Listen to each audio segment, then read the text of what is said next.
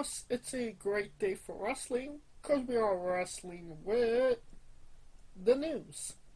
And one of the it wasn't a good week for Shamus as it was just announced I believe yesterday that Shamus got injured. Will not be competing in the My Time Is Now tournament. So his scheduled match for Monday is now null and void. Kind of sucks for Sheamus, no? Well, that is the case. We all knew who the hell was going to win that tournament. And that would be. I mean, that tournament is Gunther's to lose. Um, I mean, you're not necessarily wrong about that one, but I mean, also, I mean, a lot of people are hoping that it's not Jey Uso for obvious reasons. Um, Well, based on the bracket, it's weird. I mean, I like how they set that bracket up because it was going to be Sheamus and Rusev, and they went at it. They had a hell of a match with the Donnybrook. So no, it they was were. going to be Sheamus and LA Knight. Jey Uso Oh, I thought it versus was Uso. Jay Uso in LA Knight. Huh? I thought it was Jay Uso wrestling LA Knight. No, the reverse. It was LA Knight versus Sheamus and Rusev versus Jey Uso.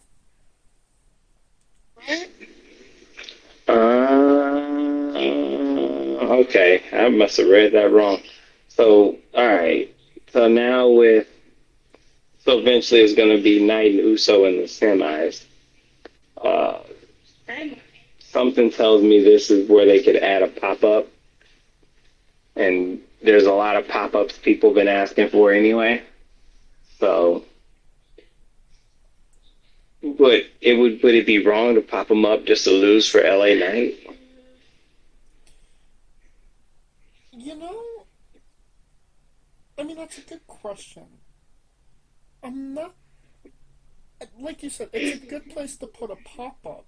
But, I mean, the pop ups that already popped up, um, they lost. I mean, Zack Ryder lost, Dolph Ziggler lost. We'll talk about it in a couple minutes. Um, I mean, unless it would be like somebody significant, but I mean, I don't. We're not getting Edge. I mean, that's been all but confirmed by Tony Khan at this point. Yeah, um, Edge is not coming. Rhea Ripley. I'm not Rhea Ripley, but Edge ain't popping through that door. Chris Jericho's not popping through that door. I mean, it could be Chris Jericho. Um, Tony Khan was not certain about Chris Jericho's future, so that kind of gives me. And there's been a lot of rumors that Chris Jericho's already signed with WWE. So I mean, have him run. I don't want to say the gauntlet, but he wrestles LA Knight. He beats Knight. He beats who would be on the other side? I would assume it would be Gunther, but maybe it's a Smar's finish in that one. And then I mean then he'll wrestle John Cena. Oh, wait a minute. What about Joe Henry? Nah, he's in NXT, and as I can see, he's looking way better in shape. So it wouldn't make sense because Joe Hendry to pop up just to lose. He's gonna pop up to lose to LA Knight. I mean, granted, the loss won't kill him, but it the way that they had him involved in the mixed tag, I think they're gonna run that a little bit more before they put him on the roster. Although they want him on the roster. I mean, people, close to WWE has been speculating, ways to get Joe Hendry on, on the involved in John Cena's last match. People are kind of pulling for Joe to be a part of this tournament. Or, and I mean, with Sheamus, injured, why not? I mean, Javon Evans was in the tournament. Yeah, but I think Javon Evans was good. He was meant to be a tough out because Javon Evans was never going to be on the main roster this year. As a matter of fact, like we discussed earlier, he's going to be the torchbearer for NXT in 2026, in my opinion. I mean, I agree. But, and I mean, it's not like he's not. It's not like he's going to have a match on WWE TV and then, obviously be a part of the main roster. He'd go down to NXT. Um, I would say having a banger of a match with LA Knight would give him some, I don't want to say confidence, but, some momentum, as he goes up against Ethan Page, because obviously the rivalry is kind of still there between the two of them. Yeah, I mean, but you wouldn't want to. I don't think they want to put too many losses on him because he's already lost the mixed tag, and then you bring him up just to take a L and then come back down to take a couple more L's in the chase. I I don't see what an L at this point is going to hurt him this early on. I mean, if we're being if we're being technical here, he lost the Royal Rumble, then he lost at WrestleMania. So I mean, he's already 0-3 in his WWE career, and I'm talking about main roster matches. I don't even want to know what his NXT record is at this point, but I mean, he lost to Yeah. Trick Williams, so that kind of tells you, where he's at. Well, that was part of the deal, but Right. I think, well, the Royal Rumble, while you say it's a loss, technically they don't really count that as a loss per se because you just got eliminated. It ain't like, oh, the WrestleMania was Orton. There was no way he was losing to winning beating Orton. Oh yeah, I mean, Um, we could both agree on that.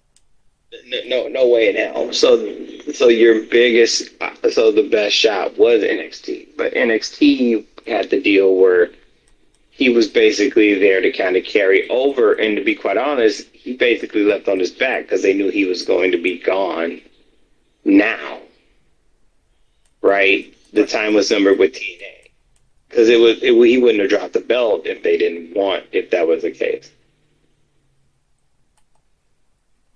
And I mean, he is a part of WWE TV now. He signed with NXT as we know, as you said. He's training at the Performance Center. Trying to get in shape, trying to lose that muffin top. Um, and I mean, he's currently in a rivalry with Ethan Page and Chelsea Green. So I mean, he is in high profile, things right now. So I'd like to see Joe in the tournament. Um, do you feel like it's maybe, I don't know, somewhat convenient that Sheamus got injured a week after he teamed with John Cena at Madison Square Garden? Cena curse. Not Cena curse, but like they knew this was coming. He was in the turn. They had that match with John Cena to kind of give him that, that moment to be with John Cena one last time in the ring. But I think they maybe knew that he wasn't going to be able to finish the tournament. I mean, yeah, hide it in a six-man tag. Yeah, it makes sense.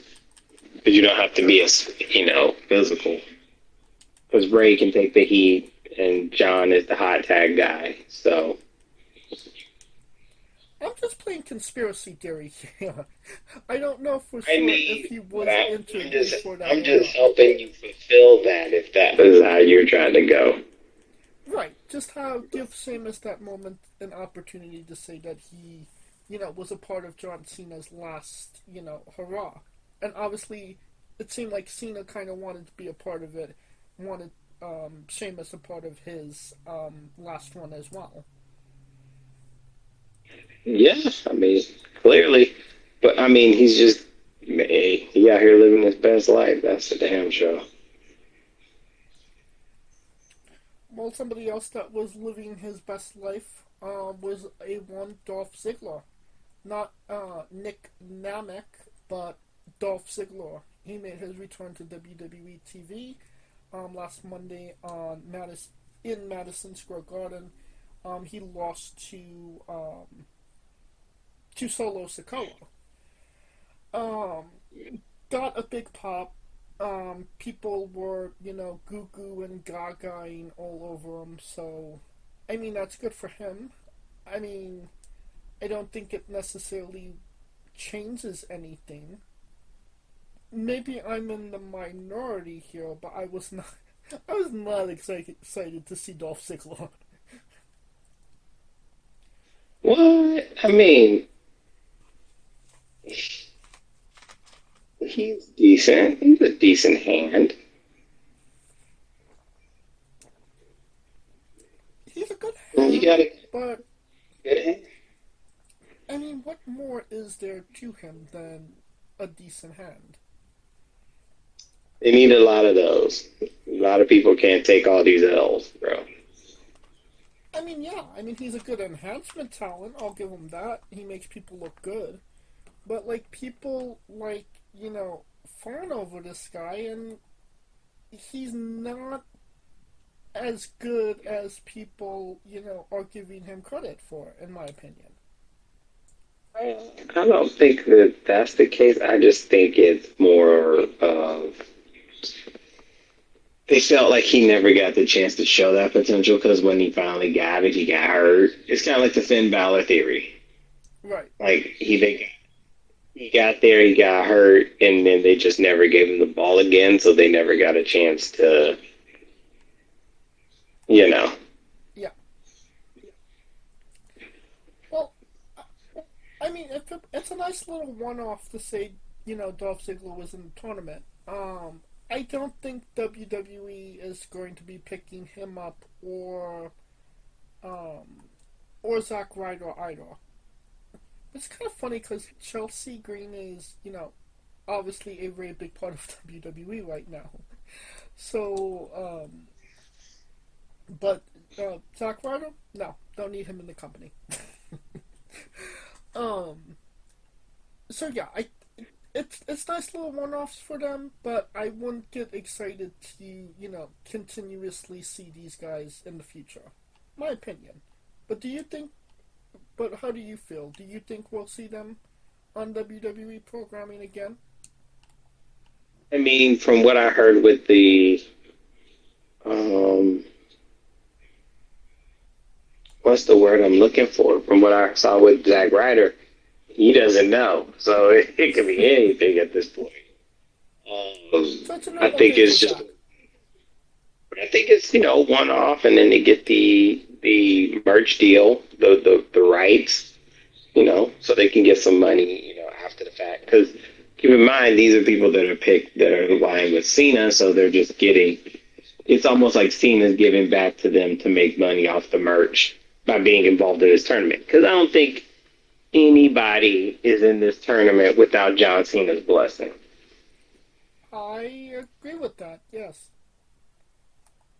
So that's why I think Gunther's going to be the one to do it because no one else benefits from it. And the fact that they brought Gunther back, the old Gunther, oh God, the old Gunther.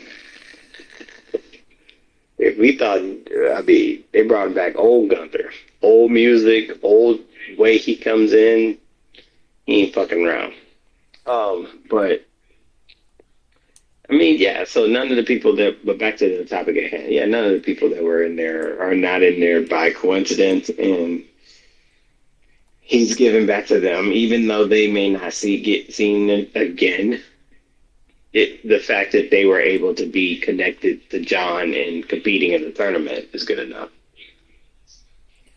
Well, obviously Nick is a part of TNA still. Part of that, connection that they have. So, he got that. Good thing that TNA has that connection with WWE. Speaking of TNA, there's been a media rights renewal. They've been looking for new TV to be on.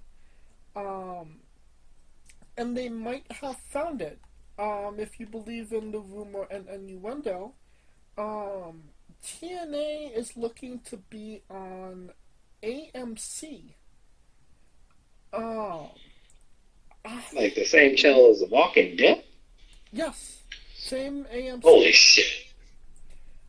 I could remember if there was ever wrestling on AMC. Paramount seems like Mm, maybe a better, but a better place for them. But obviously, Paramount's no, because Paramount got UFC, so that's why. oh, so they spent that good money. Oh yeah, they spent that good. Like that's why my thought process. This is why WWE went to ESPN because their sister company ended up going to goddamn the fucking UFC. Right. So, So it made no sense. Paramount was going to be a thing. But all these companies are basically umbrellaed under certain companies. So AMC, I mean, that's cable though. I would have thought they would have picked something that was more easily accessible to the viewer. well, what would have been more accessible? Obviously WWE is very much a part of the NBC family, and to a lesser extent the ABC family. Um, Paramount is a part Well, to of. a greater extent, the ABC family than the NBC family. Well, I mean When you're WWE. on ESPN, when you're on ESPN Plus and people are having to get a subscription to watch your shit, you way deep in that.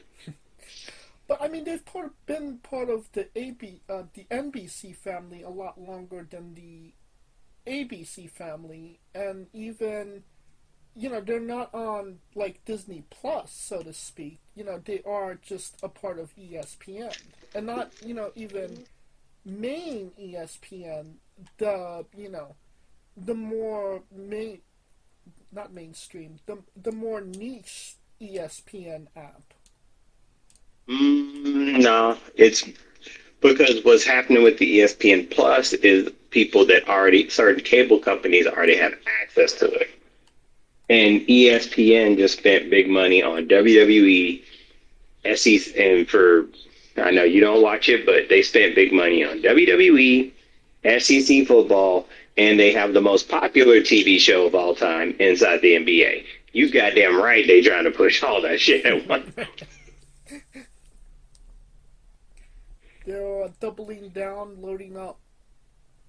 Yeah, they pretty much spent a lot of money to shore up their basketball. That was the biggest thing they wanted. They wanted the inside the NBA, and they got that bitch.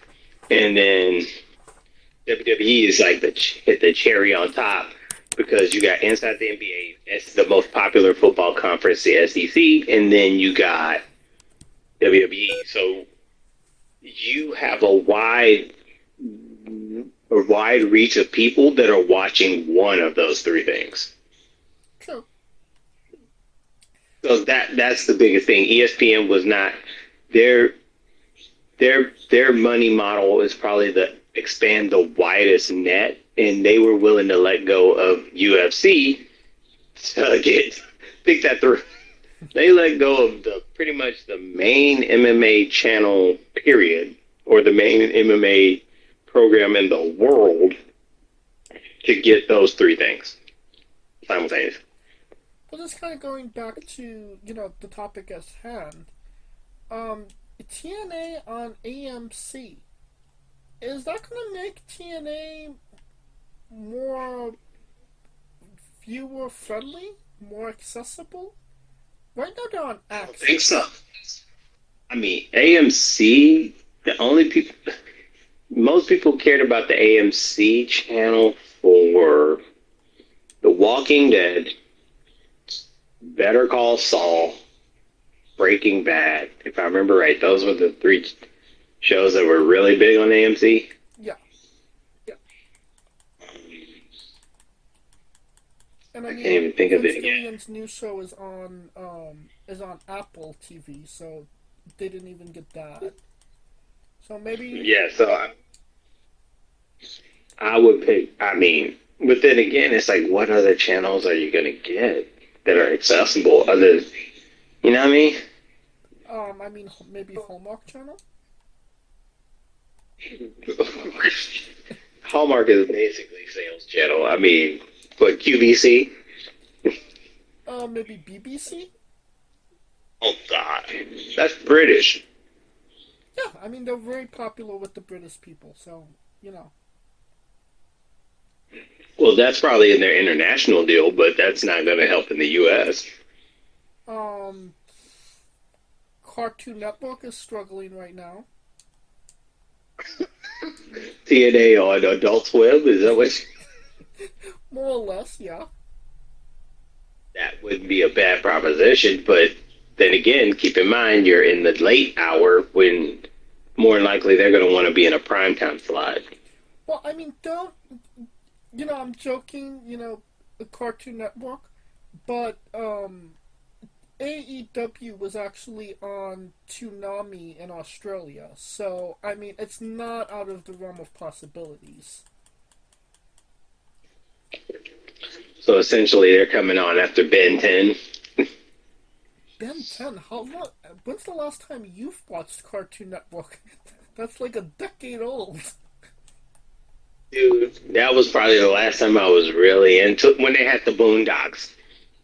That was So when bas- the Boondocks was popping and Mers's album, the beginning and the end of the beginning was highlighted on that goddamn show. yeah, that was a Rick and Morty. Nah, I lied. Rick and Morty. I watch Rick and Morty. There you go. I mean, even I think we're on like even the last season of Rick and Morty. So I mean, uh, why are we talking about Cartoon Network's lineup? That's, that, oh, I mean, Rick and Morty, Gumball, The Amazing World of Gumball. that's Uh, on Disney now. That's on Hulu. they picked it up because I thought it got canceled after like 5, 6 It seasons. did, but then they brought it back on Hulu. It's They the just bring it. Wonderfully Weird World of Gumball or something like that. Oh God. Back on. Does Can TNA work well on AMC? Yes or no? Yeah, we got mad sidetracked. Uh, it's tough. Uh, I I wouldn't. I mean, it's a big risk because you're asking the biggest audience you have to ship something that they may or may not have. Because AMC is one of those things where you can get it on its own. Right. It's not part of the package. So that's the other big ask. Because and that's why at least with like A or WWE and TNA, you can be part of the package. You're included in the package with HBO Max. You're included in the package with like TBS and TNT because essentially they all kind of work together. TBS, TNT, Viacom. They're all under Viacom, so it doesn't really matter. And then ESPN is under Disney and NBC, so you have the reach to get accessible TV and so on and so forth. So it's the hardcore people I think they're going to get. It's those people that are now just tuning in because they saw what happened with NXT. Can you convince? Can you give them a reason to want to get that AMC subscription if that is the case? Which is the biggest sell of all. I mean, it's, obviously TNA. Well, I mean, TNA has their own app, so they have their library on that. But it's not like you could get TNA on a Peacock or a Disney Plus or a Hulu because obviously WWE has that market. Like you said, HBO is going to have AEW for obvious reasons.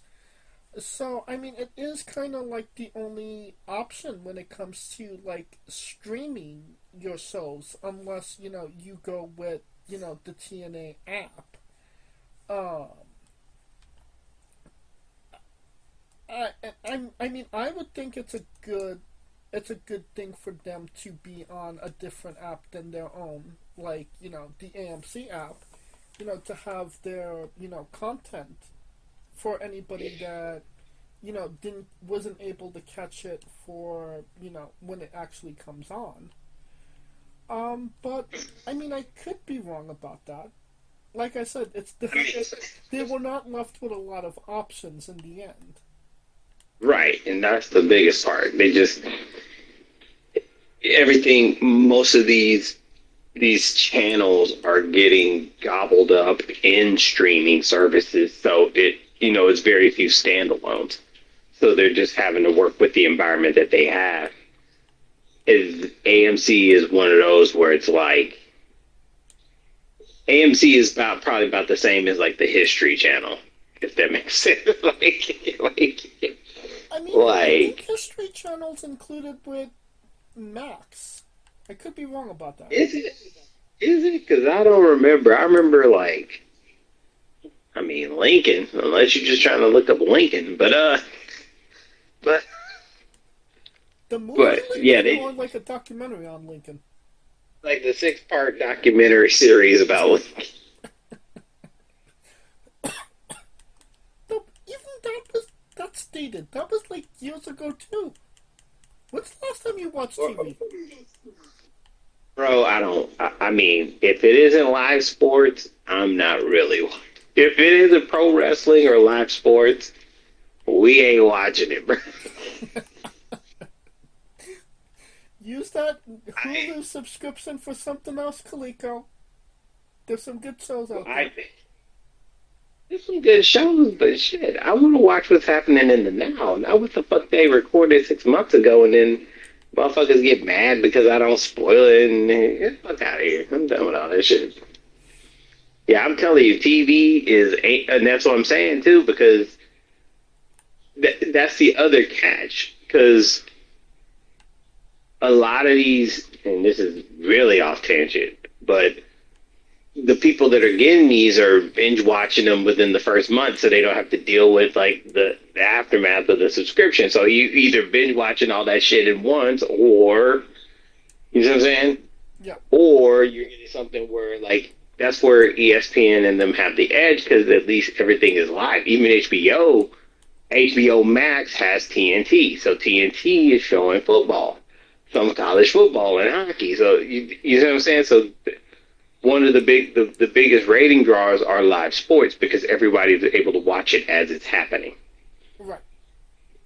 So that's where it is. So they have to find one of those streaming services that has a live sports option so they can maximize the exposure to that. Because even with AEW, HBO has TNT Sports and TBS Sports with racing and hockey and baseball. You know what I'm saying? So Right. there's an avenue to where, hey, I'm watching this. Oh, what is this? Let me check it out. If AMC has a live sports section, I would not know. I don't have AMC. It's one of the few ones that I don't have. So, I mean, it is kind of a wait and see if this is something that would benefit them. I would say going from access channel Oh, to, AMC Plus. There you go. yeah, There's a I bundle? What the fuck is the bundle? I'm looking at it right now. what is it bundled with? I mean, honestly, uh, it's just AMC Plus. But then again, it's just all the shows. It's just AMC Plus, Shutter, and Sundance. So nothing with sports. Yeah, And who's out here going, I can't wait to watch the Sundance channel? Sundancers. Sundance was an afterthought after Cinemax. I'm just like, just saying. Yeah, I would agree with that. Hey, miss, the Cinemax have an app? Cinemax, yeah, they did. I mean, shit, what is it called? Wasn't it used to be called Max? And then, all this shit is Yeah. Cinemax. Yeah, they had oh, they're sister companies. So the Max. Jesus. So, See what I'm saying? Like yeah, they're rabbit hole, all connected.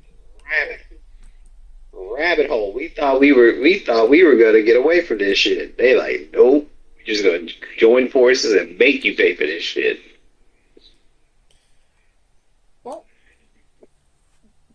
The plus, Cinemax Go app. That's what it used to be called, and now it's a premium for HBO Max, which is now Max. Ding ding ding. there you go. We have a winner. Who's paying You extra see for how Cinemax? shit? It used to be Skinemax. I just remember. Like, you're paying extra for 3 letters Honestly, you were just paying more to get access to softcore porn, but that's the here. when there's clearly an abundance of free porn on, the internet. Hey man, they had the plot. Who wants this for the plot? Hey, bro. Hey, I'm just saying. I'm just saying. Um, in uh, in conclusion, AMC um would be a step up from Access Channel. Agree or disagree?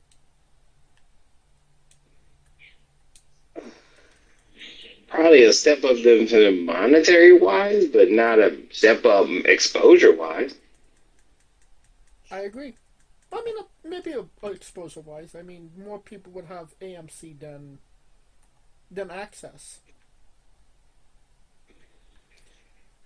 All right. Another big piece of news that came out this week was Ariel Hawani interviewed Tony Khan in studio in person. For anybody that was not aware, Tony and Ariel had a big beef maybe like two years ago, where Ariel was interviewing him. Tony was not giving Ariel anything when it came to content of what he was asking him. Ariel would go on to say it was one of his worst interviews ever. Tony Khan would retaliate by saying he's a con man or something like that. I can't remember exactly what he said, but he basically trashed Ariel. Ariel was in a WWE event where Michael Cole then, without naming him, trashed Tony Khan. And that was kind of the last of, that rivalry. They were actually able to bury the hatchet to some degree. Um, just out of curiosity, were you able to see the interview? I heard about it, didn't see it Okay. because of all of that. Basically, because of all of that drama. And I'm like, if it's not really something to bury the hatchet, then what? So, I, I will provide some context. First and foremost, I would say that this was honestly Tony Khan's best interview he's ever done. Um, yes, you will get some Tony Khan ramblings, like he always does. That's a great question. This is great. Everything's great. This was the greatest show we ever done. I thought it was great. But that's anything he does.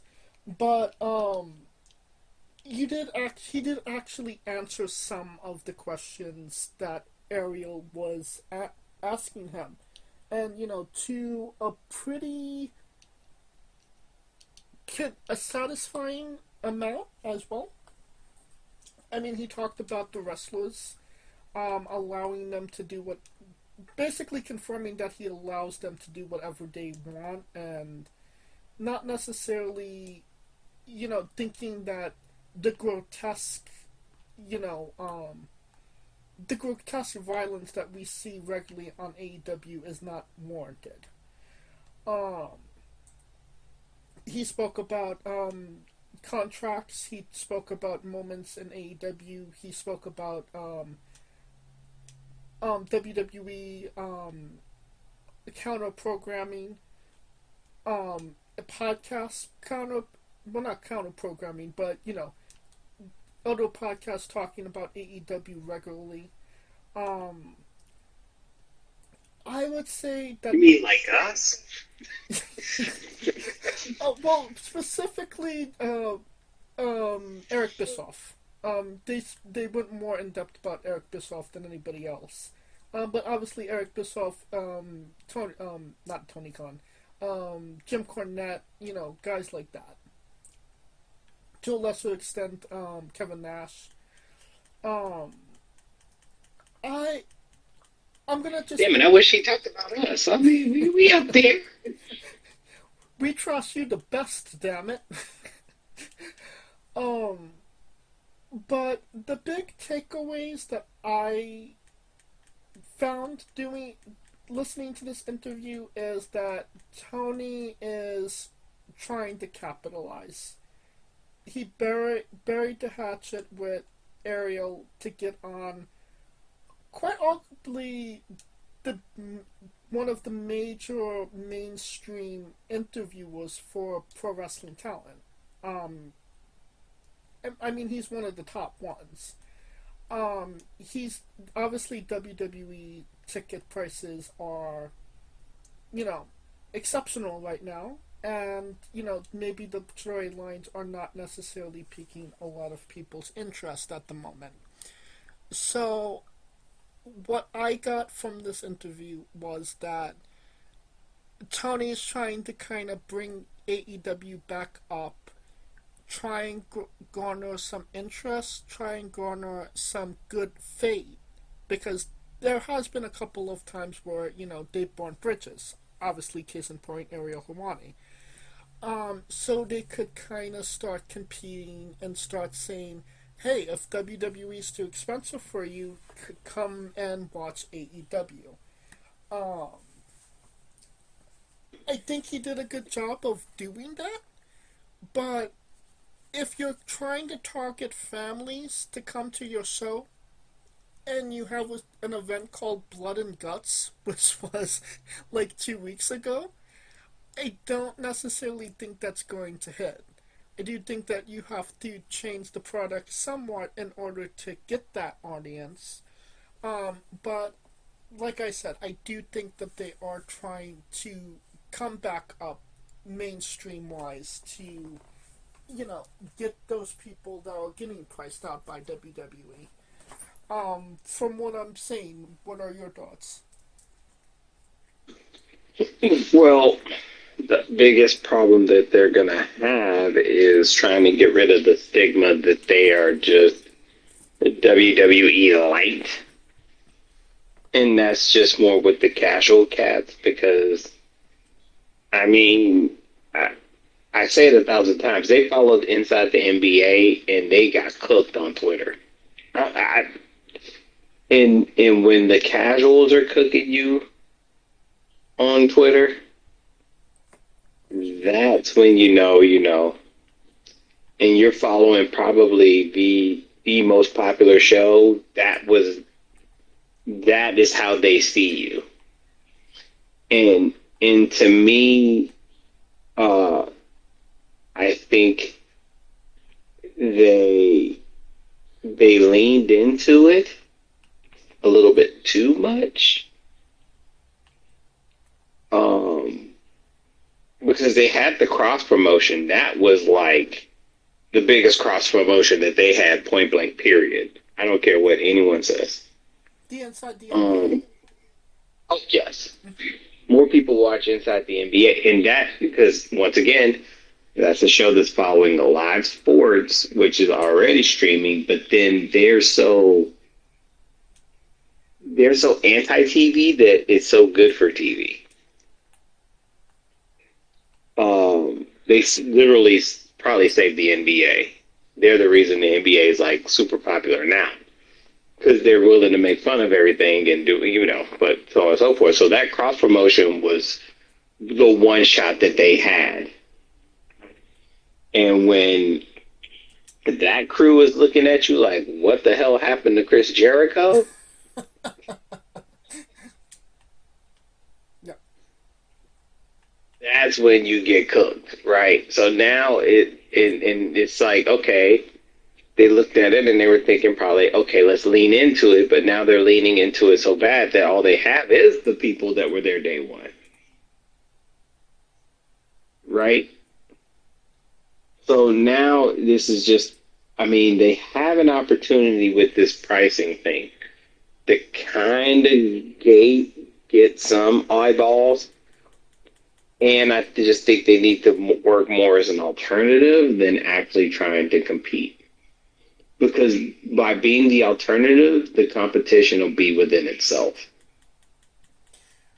Well, I mean, they are the alternative. I mean, WWE is obviously partnering with TNA, so, you know, they're kind of under the same umbrella at this point. Is it a partnership? Feels like, I mean, well, yeah, it is. And I mean, even Tony Khan spoke to that about the partnership between TNA and WWE, and um, Ariel had brought up um, that WWE only made the partnership because they wanted to hurt AEW, which Tony Khan agreed with. Um, which I mean, low key, I kind of get. You know, obviously you're blocking them from TNA talent. But, just to going back to what you were saying, you can be the alternative, but you also have to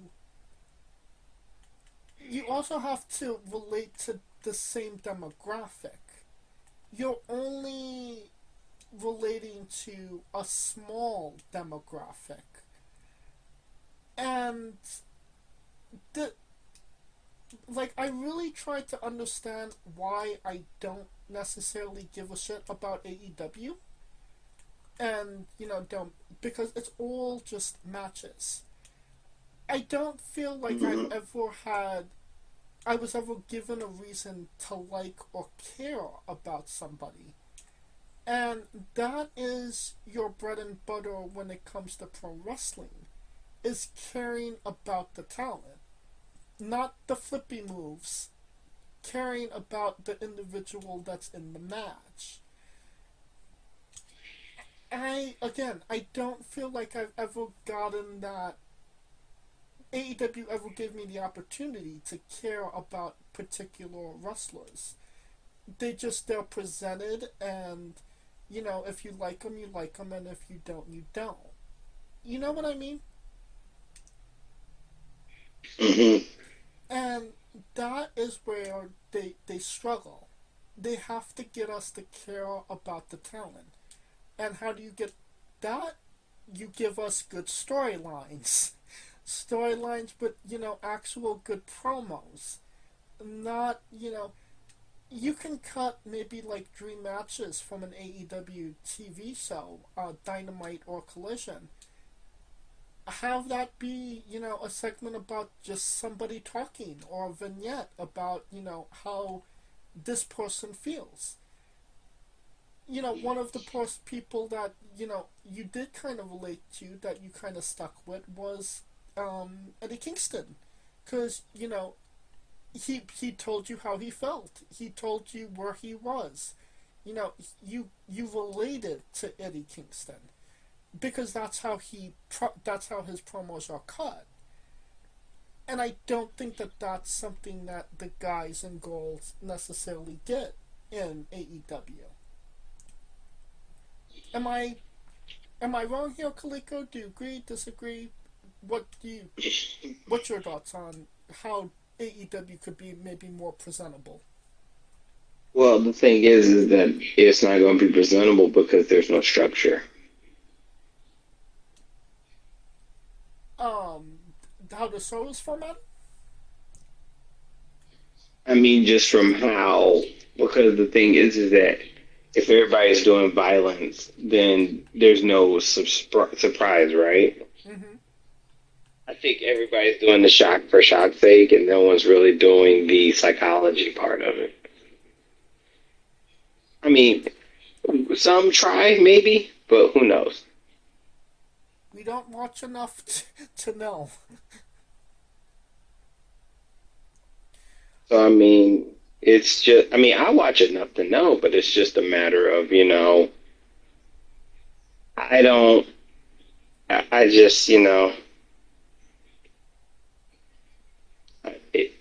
it's just a matter of putting storylines where people care about the outcomes of it all, right? Right. I mean, or even how can I put this? Other than Tony Storm, what character are you really invested in AEW?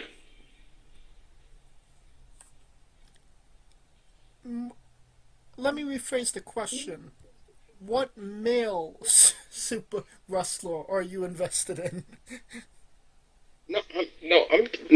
I mean, I'm taking Tony Storm off. Yeah. Because that's the only character that is like literally in character, and people buy into her because she's selling that character. Other than that, what character are you like? I can't wait to see that character and how they develop through and through on the storyline basis. I can tell you. I tell you Samoa Joe, but that's not because of anything AEW's done. That's more on the line of This is Samoa Joe being one of because the goats. Samoa Joe. Yeah. Yeah, Samoa Joe being Joe. Mm-hmm.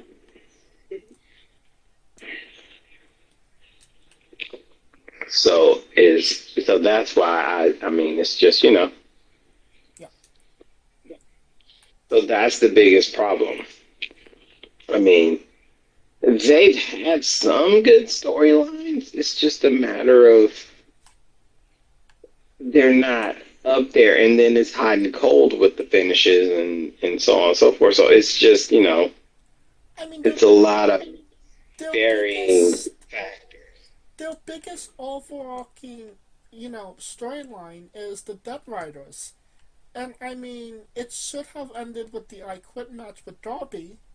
It didn't. It went on to the next to Blood and Guts, and then you're like, okay, well, it ends at Blood and Guts, and then it continues. Then Dead Riders win Blood and Guts, so everything continues. So, like, Yeah. when does it end? You know what I mean?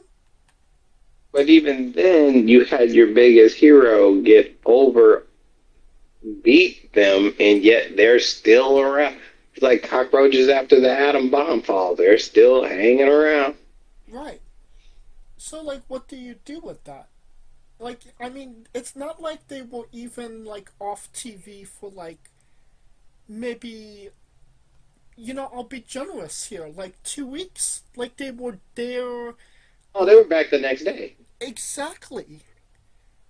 Like, what did you do with that? You're not giving us even a chance to miss them. I mean, Roman You're not Reigns. giving us a chance to show that they tucked their tails and actually ran away. Right. I mean, look at Roman Reigns. He was gone from WWE so long after his losing the WWE Championship that the crowd just turned him face. So, time away is a good thing. Then you just get X-Pac heat. Well, the problem with that is that the biggest the biggest asset is the biggest liability. He was the most dependable guy. But even the most dependable guy needs a break.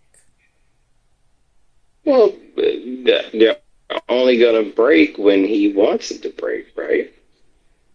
No, I mean, Tony Khan could absolutely tell him, like, take a couple of weeks off, Mox. Tony said, what, like about Tony did to them. He leaves it up to them. Like it's up. Like, take a week off, and spend some time with your family. Let those bruises on your head heal. I would have to take a month off, then come back, and then get the rematch. Yes, that's the whole point. Right. But then again, he's also their biggest heel. So it. That's the thing.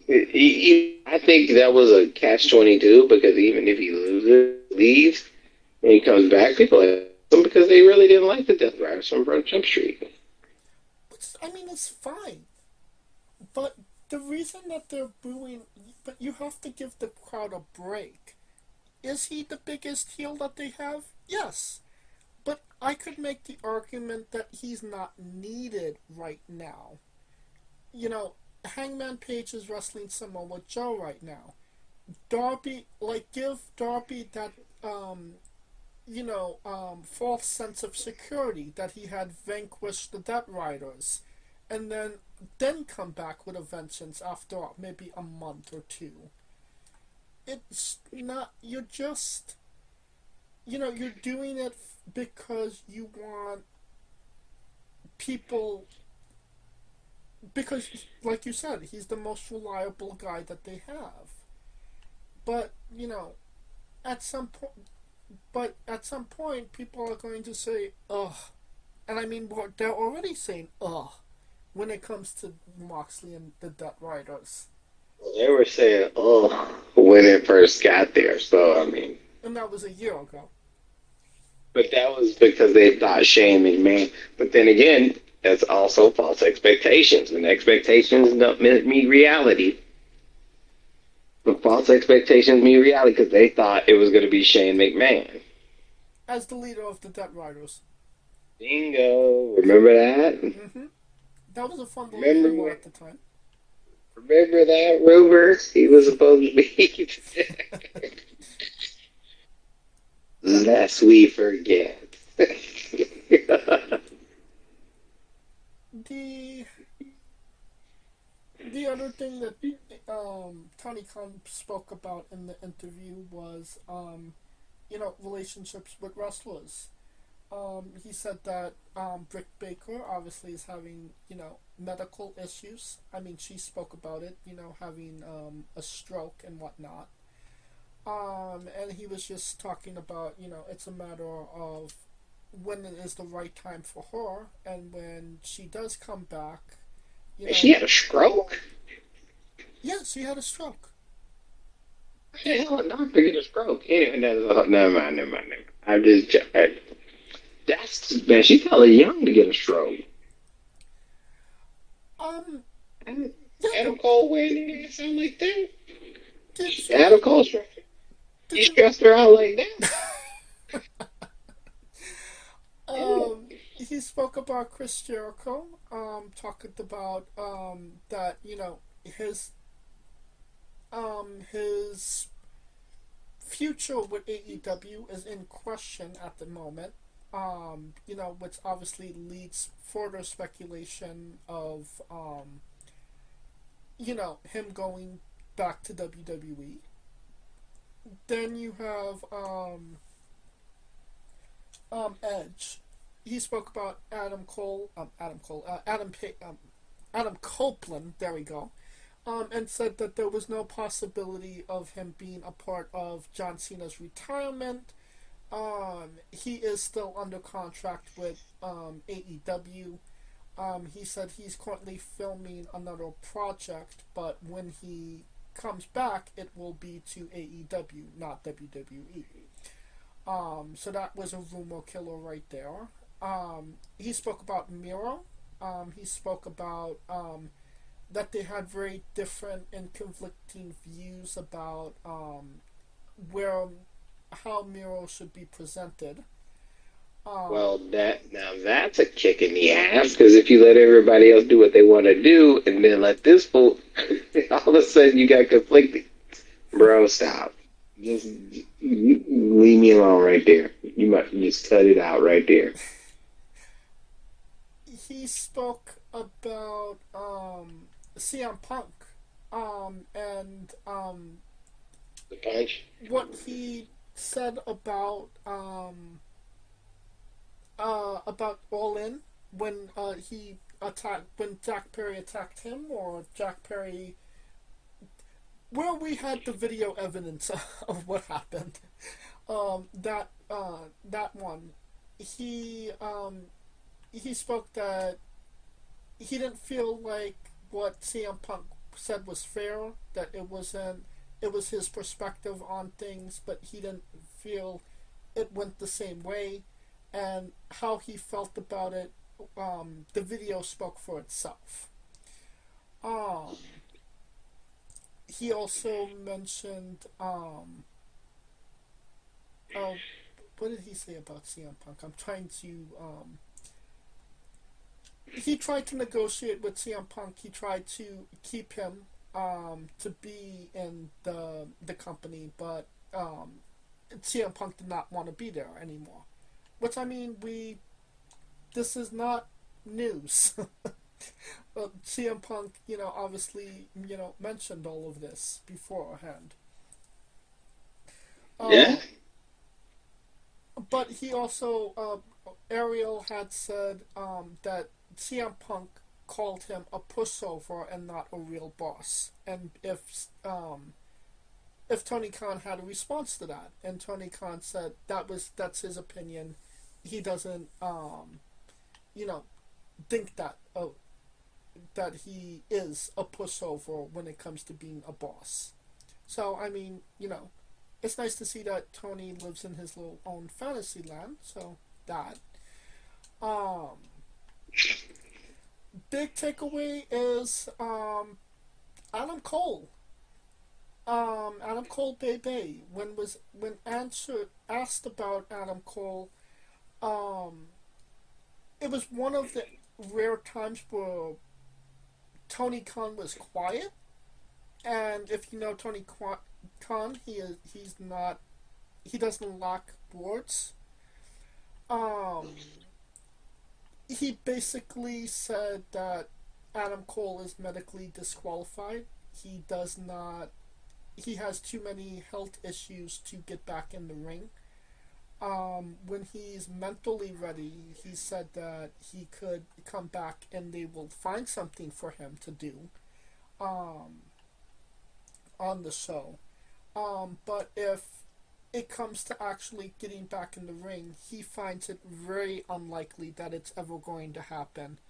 But that would be something up to Adam Cole rather than Tony Khan. I think that's kind of sucky that that's how. I mean, if it is actually true, if this is it for Adam Cole, that's really sucky because like he has his fingerprints in so many companies and so many you know he did such great things in all of them, and for his career just to kind of end on such a sour note in AEW, um, that really hurts me. That really hurts my heart. What are your thoughts on this potentially being the end of Adam Cole?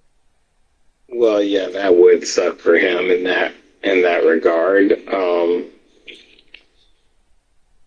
I it only sucks because we thought he was going to be the next guy in WWE, and then he swerved, and all of a sudden this is a thing, right? Right. So I think that's why we're more disappointed than anything. Because I thought, man, he was supposed to be number one in PWI a long time ago. Don't get me started on that shit, Yeah. man. That's where all the controversy with PWI started. That's where all that beef started. But anywho, speaking of which, I think they came out with a 250 women's, but we'll get to that next time. Anyways, um, as far as Adam, it just the lucky thing is he belted a legacy that was adequate before it was cut short, if that makes sense. Hmm. And he, I mean, and he was probably the biggest thing in NXT. Probably was the biggest thing in WWE. You can make that argument. So, and this is where it also goes to where it's like, well, had he stayed in WWE, do you think that injury proneness would not happen? Because he never had that issue with WWE. He did not. So clearly, he either just caught the bad break. I mean, I think it's a little bit of both. He caught the bad breaks there, and they're kind of going over the edge, trying to do too much. I mean, But you would have thought someone of Adam Cole's stature would have understood the psychology aspect because, dude, he didn't have to do a lot. he didn't. But I mean, also keep in mind this: one of his major injuries in AEW was not wrestling related. He literally jumped off the stage, not drawn, not a part of like a storyline or anything. He literally just jumped off the stage, and it shattered his ankle into pieces. So you can't necessarily say that it was all, oh, the wrestlers weren't, as careful as they could have been. Oh, I get that. And I mean the concussion that he got was he got the concussion from Jay White, and I mean Jay White is not necessarily an unsafe guy. I don't remember hearing a lot of times somebody got injured wrestling Jay White. So I mean I do agree with you on the it was a bad break aspect. Yeah, I think it's I mean, I just say it's a combination of both. A bad break. That's what I was leaning to before all this. Just it's a combination of bad breaks and just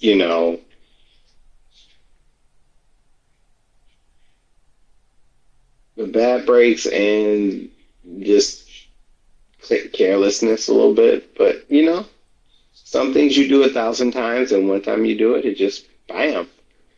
But luckily, I think luckily, I mean, I say it to this day. I think his best match was him versus Tyler Bate at the house show. Oh, fucking awesome, phenomenal match. I mean, I've seen him wrestle Ricochet too. So he's got the moments in the bag. AEW, he may not have it, but he has it where it counts in the WWE library. I don't know. I think. I mean, he main evented all in Wembley when it was the 80,000 attendance when it had the higher attendance. So I mean, he does have some good moments there. Obviously, just not as prevalent as his time in WWE. Oh Um, yeah, I would just say if we don't see an in-ring return of Adam Cole, what does Adam Cole do? Because Tony Khan had mentioned, finding something for him to do in AEW if he, wanted to. And if he does do something, is there a possibility of him doing something with going back to WWE? Or is it just, he's damaged goods, don't need him for anything else? well, keep in mind, WWE wanted to use him as a manager, and he was like, "Fuck that." True, yeah. For Keith So Lee, I of all mean, people. yeah, it's weird that these people leave, and all of a sudden they just like in ICU. But that's a whole other argument. We could do a whole show on that. But but but yeah, it's just I don't. I think he's just trying to take time to digest that, right? Because think about it, he's essentially put his all in it, and now it's gone. It's only like maybe 4 months ago, if that. And but even 4 months, but you got to think it's 4 months into telling what 20 years that it's over. 4 months, 4 months into understanding 20 years is worth of work is over. Right. And he's one of the kinder people, which makes it worse. Oh yeah. Literally like one of the nicest people I've came encountered to when it comes to a meeting greet. Right. Like he's one of those ones where you're literally rooting for this guy. Right. So that's what I think that is what's hurting the most about it to me. Just like fuck. If So if I had to make a guesstimation, and this is just a guesstimation, I do see I do think that he'll do something with AEW until his contract runs out, and just whether that's a commentator. I don't think they have producers in AEW, so that's kind of off the table. A commentator, I don't know, a manager maybe. Who knows? He'll do something. He'll get more into a healthy place, and when his contract runs out, I think he might be going back to WWE. If that's I mean, in but it's one of those things where it's an itch where it's like to me, wrestling is like football or sports. You can do stuff with it, but when it's cut short like that, it takes a while to process it. Big time. I give him about 2, 3 years before he even decides to do anything. To be quite honest, I wouldn't be surprised if it took him 2, 3 years to figure it out. I would agree with that, but what, however long it takes him, I do think that he is going to find his way back to WWE. Maybe he could get maybe he'll get into a healthier place where he could actually have a match, and maybe end his career in a proper way, and then maybe take an agent role or a producer role in WWE. That would be a nice little off into the sunset moment. Um, but who knows? I mean, it's all up to him, and essentially, I do want to see Adam Cole just be healthy, happy, and not put himself in jeopardy like a lot of other people have, for pro wrestling. Yeah, it's true. So one of those itches where it's hard to quit, and The hardest part is walking away, especially when you're being kind of forced beyond your will to walk away. Right. Which, I mean, right now you're just giving John Cena more credit because at least he knows he's walking away when he can walk away, literally. Barely walking away, but walking away nonetheless. I mean, we'll find that out when I meet him Saturday. I'm going to have to challenge him to a 40-yard dash. But anyway. And you will probably win that. I mean, I don't know. These Marine Corps knees ain't no joke, but Well, again, we do hope that, whatever it may be, Adam Cole will, kick out at 2. He'll be okay. He'll be healthy. He'll have a good, life of, a good quality of life, I should say. Alright, that will conclude our coverage of the news. And now a quick word from our sponsors. Hey folks, this is the Colossal Mike Law, and you are listening to Wrestling with Entertainment. Enjoy the show, support these guys. We appreciate it very much. We'll see you at ringside.